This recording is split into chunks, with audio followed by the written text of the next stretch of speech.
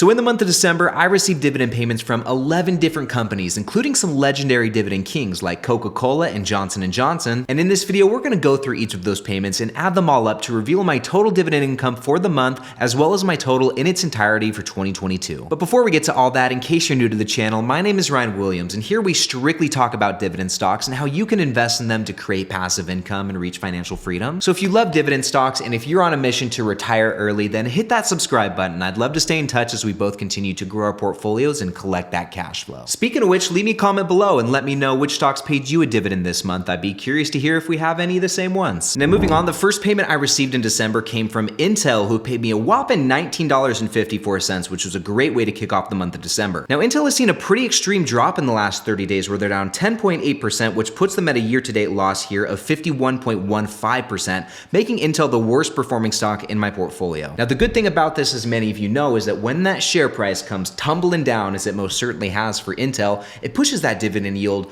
way up, and that's definitely what we're seeing here with Intel, where they have a forward dividend yield of 5.6%, which is over 100% higher than their 5-year average dividend yield of 2.76%. And like I mentioned a moment ago, Intel is by far the worst performing position in my portfolio right now. I currently have just over 63 shares of this bad boy at an average cost of $44.29. And this average cost is much higher than the stock's current share price, which leaves me with a loss of 41.26%, or about $1,100. Now moving on to the second dividend payment I received in December, this one was from old reliable Johnson & Johnson, who paid me $12.51, which brings our total so far for the month to just over $32. Now as far as my position goes, I have 16.3 shares of Johnson & Johnson at an average cost per share of $165.20, and I'm up nearly 8% right now. And on that note, while the entire market is down as a whole in 2022, Johnson & Johnson is actually up. Year to date, they're up nearly 4%, so their share price is still holding strong, which is why we call them old reliable. Not to mention, Johnson & Johnson is a dividend king with 60 years of consecutive dividend growth, making them the ultimate sleep well at night stock, and I was so glad to have been able to add more recently to my Johnson & Johnson position. Taking a look at my tranches here, at the beginning of December, I added just over 5 shares of Johnson & Johnson, which looks like it was the first time in about 6 months or so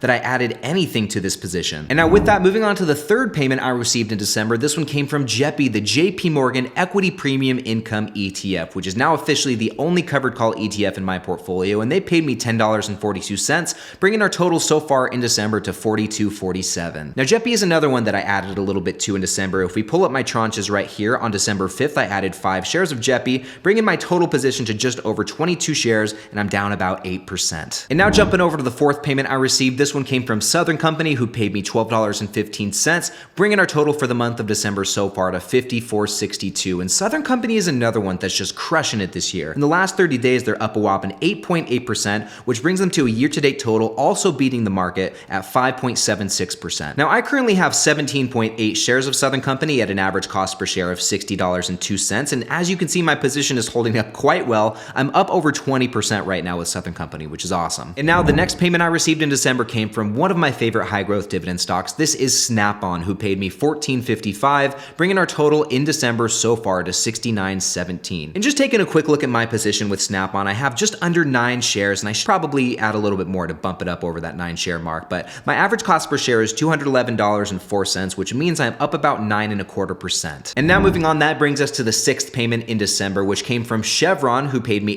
$18.84, bringing our total so far to $88.01. And Chevron is easily the best performing stock in my portfolio. As you guys can see, they are just dominating this year, where they are up 50.8% in 2022. And as far as my position goes, this leaves me with a gain of just over 92%, or in terms of dollars, that's about $1,100. And I wish I would have bought more Chevron when it was a lot cheaper, because I just have about 13.25 shares, which I guess is not too bad, but my goodness, that gain is unbelievable. And now moving on to the seventh payment, this one came from the opposite of Chevron, 3M, which is one of my portfolio's worst performing positions, but 3M paid me $17.74, bringing our total to now officially over $100, a total so far of $105.75. Now just in the last 30 days, 3M has seen a drop of nearly 6%, which leaves them with a year-to-date loss of over 32%. And taking a look at my position, this leaves me with an unrealized loss of just over 27% for my nearly 12 shares of 3M. And then moving on, Coca-Cola is responsible for the 8th paycheck I received in December, and they paid me $10.22, which brings our total to $115.97. And like Johnson & Johnson, Coca-Cola is another one of those sleep well at night stocks that is beating the market in 2022, where they're up 8.2% for the year, and they're also a dividend king king with 60 years of consecutive dividend growth. Now, as far as my position goes, you guys can see I have about 23.2 shares of Coca-Cola at an average cost of $51.52,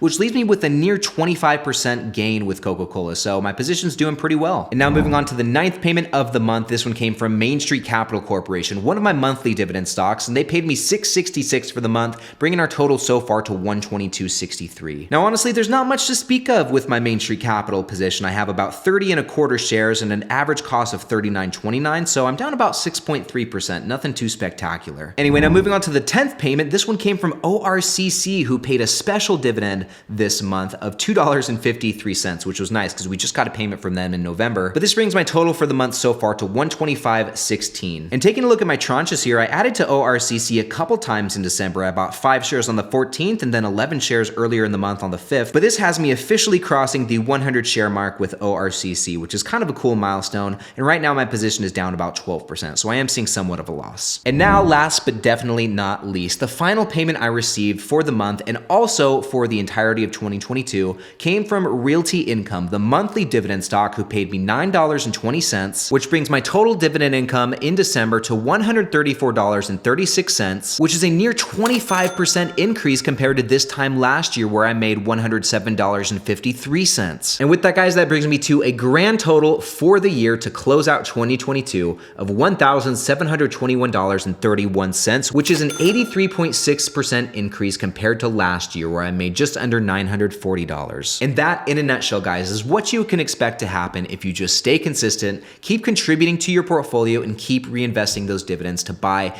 even more dividend stocks. You will see similar increases in your cash flow year over year, which is one of the reasons I love dividend investing. Now, as a brief recap for 2022, here are a couple other quick stats about my portfolio for the year. My biggest dividend payment in 2022 came from AT&T, who paid me $47.62 in February. The stock that paid me the most throughout the entirety of 2022 was Altria Group, who in total paid me $165.26, just that one stock. And my highest total income month in 2022 was actually last month in November, where you guys might remember I made $217.19, which was the first time my portfolio ever brought in over $200 in a 1-month period. It was pretty unbelievable. And with that, guys, now let's jump into January and see which dividend payments I can expect to receive this upcoming month to kick off the year. And to do this, we're going to be looking at the dividend log page on my dividend portfolio tracking spreadsheet, which you guys can grab for free. There is a link to it in the description of this video. I hope you check it out. But this is essentially where I keep track of all of my dividend payments, and to see which stocks are going to be paying in January 2023, we're going to be taking a look at October 2022, because most stocks either pay on a quarterly basis or a monthly basis. So if they paid in October, they should also be paying in January. Now, in January, we'll definitely be getting a payment from Jeppy since they're a monthly payer. That'll be awesome. And normally we would be getting a payment from Coca-Cola, but they actually paid us in December, so they will not be paying in January. And that's something interesting that Coca-Cola does. They pay in April, they pay in July, October, and December. So they pay that last payment just 1 month early. But anyway, I'll be getting another payment from KRC, which should be substantially larger than the one I received in October. Main Street Capital will be paying a dividend because they're another monthly payer. We'll be getting a nice one from Altria Group, which will be sweet. Realty Income will be paying us another monthly dividend payer. And then Orcc should be giving another dividend payment. I see that they paid me in January 2022, so it looks like their payment schedule is a little bit funky as well. But anyway, moving on, last but not least, I should be getting a payment from WP Carey to close out the month. And in total, Charles Schwab estimates that I'll bring in just over $140 for the month. So January is shaping up to be another pretty solid month of income. And with that, if you're in the market for some more cheap dividend stocks, then check out this next video right over here, where I'm telling you about 5 of the most deeply discounted dividend stocks that you need to know about, all of which look like great pickups in the new year. So click right over here, and I'll see you in the next one.